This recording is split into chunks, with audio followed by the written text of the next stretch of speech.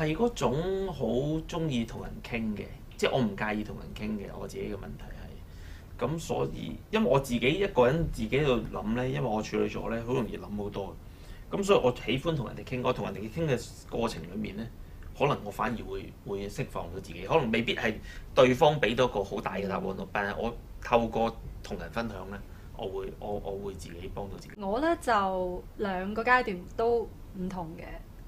我覺得喺自己未係咁有自信嘅時候咧，我係自救型嘅，即係寧願收收埋埋，不如唔好煩人哋啦。其實我覺得好煩，可能人哋唔覺得煩，即係人哋會覺得我好煩。咁我覺得不如試下自己解決咗先啦，即係唔想煩人哋。咁但係咧發覺咁樣係會爆煲嘅。咁慢慢我就覺得不如揾個聰明啲嘅方法，將自己嘅困難同埋問題 share 出去啊，不如。咁發覺係真係得心應手啲喎，真係需要人哋去，就算唔係幫你解決問題，但係起碼都坐喺度聽你講咯。咁有時女人就好得意嘅，有啲問題係明到最後根本冇得 solution， 但係你講完之後自己覺得有 solution 嘅，好得意。我係好唔介意煩人哋嘅。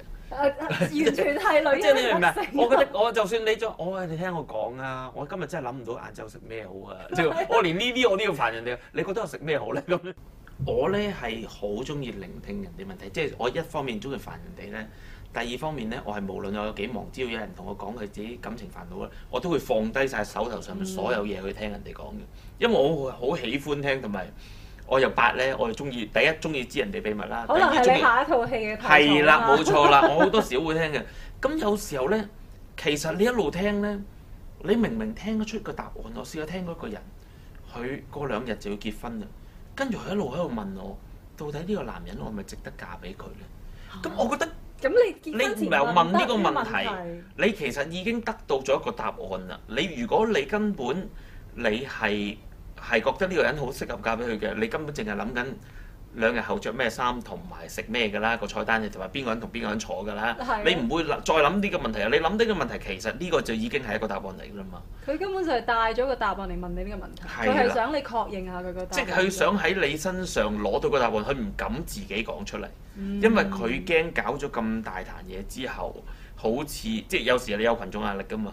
咁佢想得到你一個 support， 你肯定嗱，而家唔係我推翻啊，係彭翔叫我推翻㗎。咁即係唔知佢有冇嫁俾呢個人？咁後來好似都嫁咗嘅。哎呀！咁後來就過一段時間，亦都證明咗係錯嘅。哦。